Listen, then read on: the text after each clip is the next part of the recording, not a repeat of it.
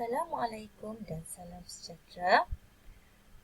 Salam perkenalan daripada Cikgu Puan Cik Nur Ayu Yusliza dari SMK Sentosa Kampang, Perak.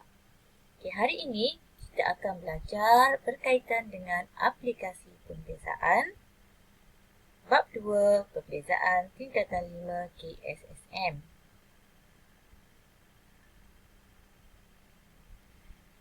Sebelum kita pergi dengan lebih lanjut, jom kita lihat apakah standard pembelajaran pada kali ini. Pada akhir pembelajaran, murid dapat menentukan titik pusingan dan menghuraikan sifat titik tersebut dan seterusnya menyelesaikan masalah yang melibatkan nilai maksimum dan nilai minimum serta mentafsir penyelesaian tersebut. Jom kita lihat info penting dan rumus-rumus yang terlibat. Titik pegung. Titik pegun. Titik pegun di sini adalah merupakan titik A, titik C dan titik B.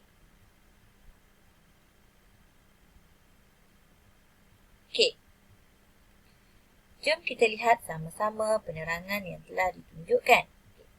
Bagi suatu lengkung, Y sama dengan Fx dengan titik pegun di X, di X sama dengan A, jika dy dx berubah daripada tanda positif, apabila kita mencari nilai dy dx, apabila berlakunya perubahan daripada positif kepada negatif, titik S dikenali sebagai titik maksimum. Manakala jika negatif berubah menjadi positif, negatif berubah menjadi positif, titik S dikenali sebagai titik minimum yang pada asalnya mereka dikenali sebagai titik pegun. Jika tiada perubahan tanda, contohnya daripada positif kepada positif, negatif kepada negatif, titik S dikenali sebagai titik lengkuk balas. Titik pegun disebut sebagai titik pusingan jika titik tersebut maksimum atau minimum. Maksudnya di sini titik maksimum dengan titik minimum juga dikenali sebagai titik pusingan.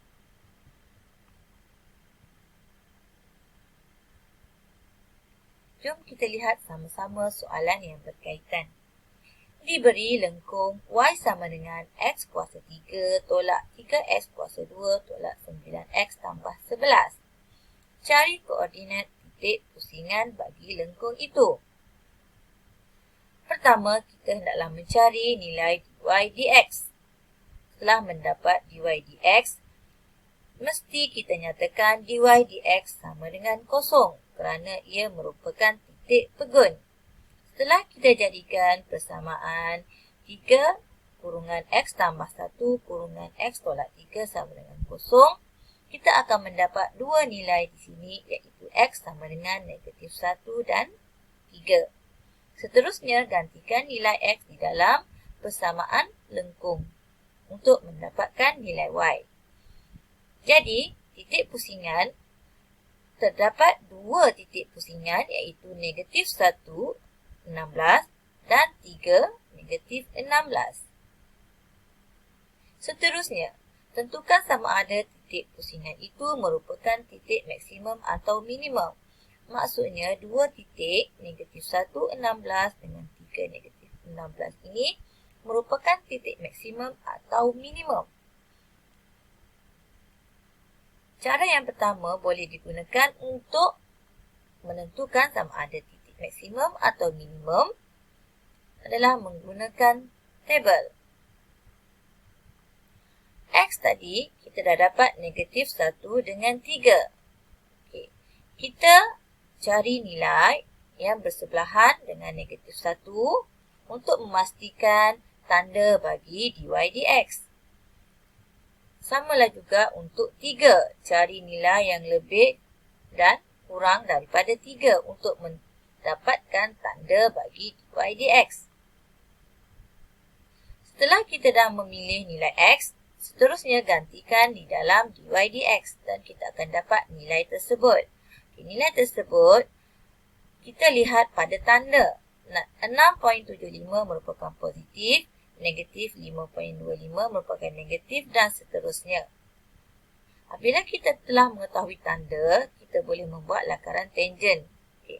Daripada lakaran tangent ini, kita dapat simpulkan bahawa daripada lakaran graf ini, kita dapat simpulkan bahawa x negatif 1, 16 merupakan titik maksimum, manakala 3, negatif 16 merupakan titik minimum berdasarkan tabel yang kita telah buat. Selain menggunakan cara tabel ini, cara jadual ini, kita boleh gunakan cara yang lain untuk mendapatkan keputusan sama ada titik maksimum atau minimum dengan menggunakan cara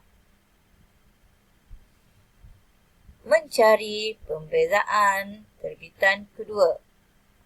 Kita membezakan lengkung tersebut sebanyak 2 kali. Okay.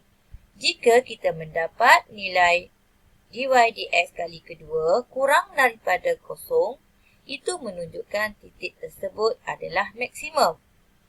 Jika kita mendapat nilai lebih besar daripada kosong, itu menunjukkan titik tersebut adalah minimum. Jom kita lihat contoh yang berkaitan. Cari titik pegun bagi lengkungan berikut dan sifat setiap titik pegun tersebut. Ada 2 soalan di sini. Soalan pertama, y sama dengan 2x kuasa 3 tambah 3x kuasa 2 tolak 12x tambah 5. Pertama, kita cari dy dx. Dan kita jadikan dy dx sama dengan kosong untuk mendapatkan nilai x.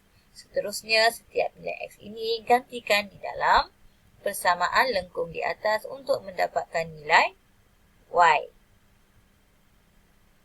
Seterusnya, kita akan dapat koordinatnya adalah titik pegun tersebut adalah negatif 2, 25 dan 1 negatif 2. Jika sebelum ini untuk menentukan sama ada titik ini adalah maksimum atau minimum, kita membuat jadual dan melukis lingkaran graf tersebut.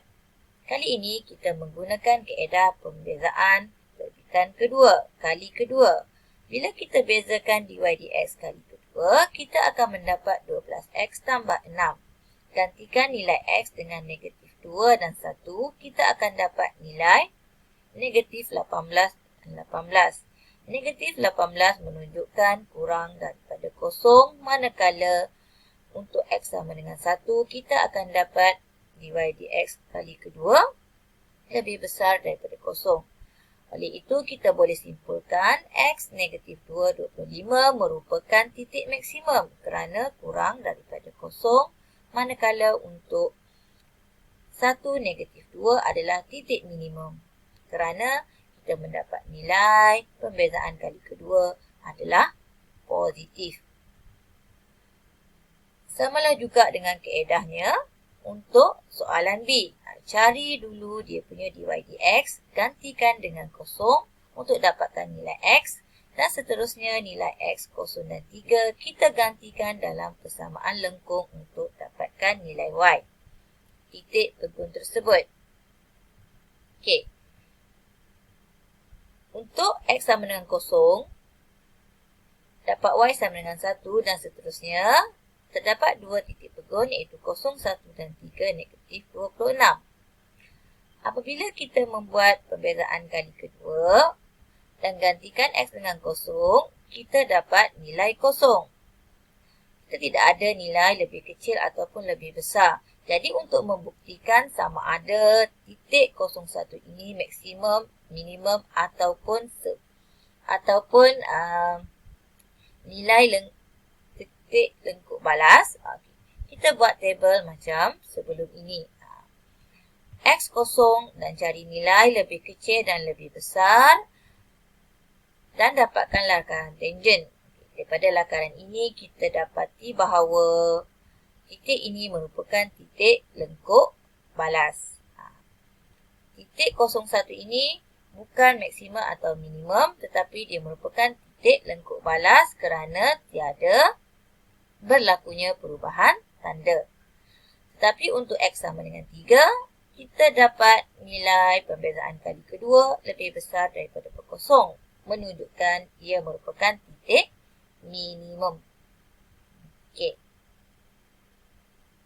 Ini merupakan secara ringkaslah nota yang kita belajar pada hari ini yang menunjukkan lengkung, ini adalah tangent, ini adalah normal.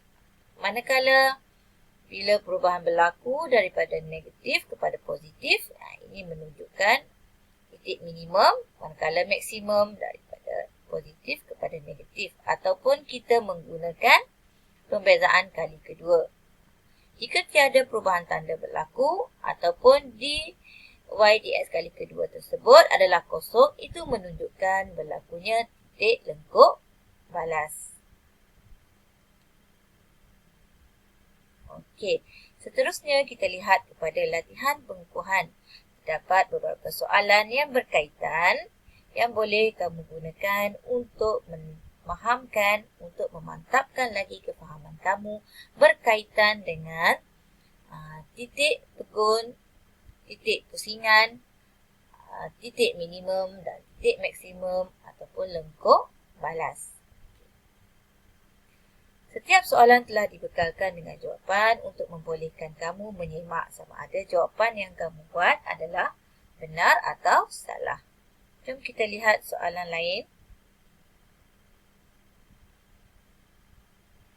Juga telah dibekalkan soalan-soalan ramalan untuk SPM 2021.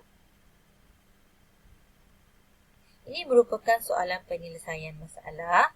Kamu boleh cuba untuk menjawab. Okey, itu sahaja. Jadi, diharapkan pelajar boleh mencuba soalan yang telah dipaparkan tadi. Itu sahaja. Assalamualaikum. Semoga kita bertemu lagi.